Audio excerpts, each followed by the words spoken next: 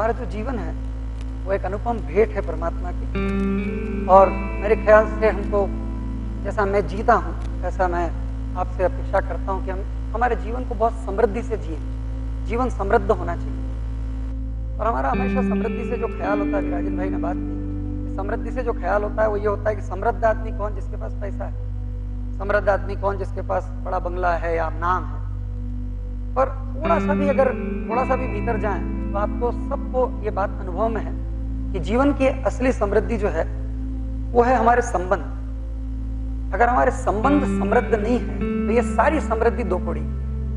किसी ने बड़ा अच्छा कहीं लिखा है कि जिंदगी कुछ इस तरह की है कि ये जो हम देखते हैं लोगों को सफल हो गया आदमी, पेपर में फोटो छपने लगा, लोग उनसे मिलने जाने लगे, पदक मिलने लगे, पद्म विभूषण मिल गया।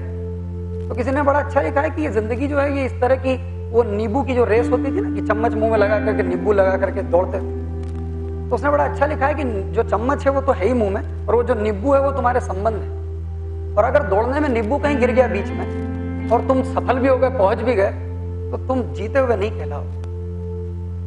तो संबंधों का जो नींबू है उसको बैलेंस करते हुए चलना है। तो सफलता की तरफ सब जा रहे हैं, सबको जाना भी चाहिए।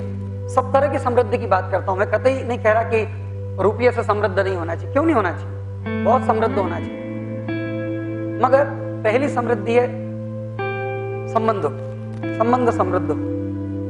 घरों में बातचीत चलती है इन दिनों बहुत। नया घर बन रहा है, घर क्या बन रहा है, मकान बन रहा है।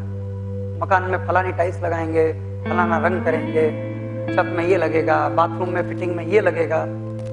बड़े बड़े मकान बन रहे हैं, घर छोटे छोटे होते जा रहे हैं। घर में क्या लगाना है उसकी बात समझ में नहीं आती।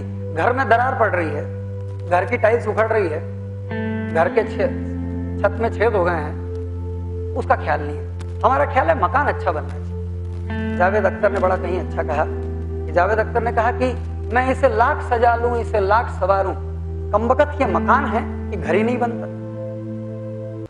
मकान जो है वो घर नहीं होता, घर जो है वो अलग ही चीज है। वो परिवार का जुड़ाव है, वो आपसी एक प्रेम के संबंध है। पर हमारे सब प्रेम के संबंध कहीं जाते रहे, पता नहीं क्या हो गया हमारी, क्योंकि भाषा ही बदल गई। अब हम किसी को कहते हैं आई लव यू तो क्या कहते हैं, हम बाहर कहते हैं आई लव यू, अंदर कहते हैं बिकॉज आई नीड यू। और कहते हैं साफ तौर पे लोग कहते हैं, हमारे बच्चे कहते हैं I love you and I need you. इसको ऐसा नहीं कहना चाहिए, इसको ऐसा कहना चाहिए I need you that's why I love you. हमारे जो संबंध है उसमें प्रेम नहीं रहा, उसमें आवश्यकता हो गई। वो सब एक दूसरे की जरूरतें हैं। पिता एक जरूरत को पूरा करते हैं, माँ एक जरूरत को पूरा करती है, पत्नी एक जरूरत को पूरा करती है, पति एक जरूरत को पूरा, सब जरूरतों के थोड़ा सा आंख बंद करके सोचना। बड़ी ईमानदारी की बात है, हम भारतीय लोग हैं, हम हृदय पे जीते हैं। थोड़ा सा देखें अपने अंदर कि मेरे घर में जितने मेरे लोगों से संबंध है, उन संबंधों में क्या है। तो कहीं ना कोई आवश्यकताएं जुड़ी है, और इसीलिए जैसे जैसे आवश्यकताएं खत्म होने लगती है हम बाय बाय करना शुरू कर देते हैं। इसलिए इन दिनों वृद्ध लोगों की बहुत बुरी हालत है, क्योंकि उनकी आवश्यकता खत्म हो जाती है।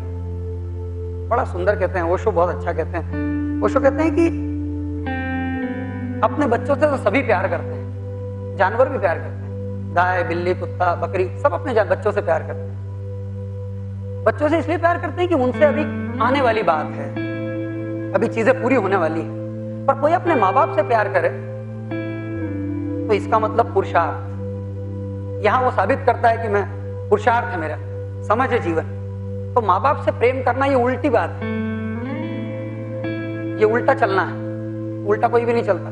तो सब अपने बच्चों में लग जाते हैं और धीरे धीरे माँ बाप को, क्योंकि उनकी आवश्यकता खत्म हो गई। तो हमारे रिश्तों के बीच प्रेम नहीं रहा, आवश्यकता रह गई, और आवश्यकता जैसे जैसे खत्म होगी सारे संबंध समाप्त हो जाएंगे।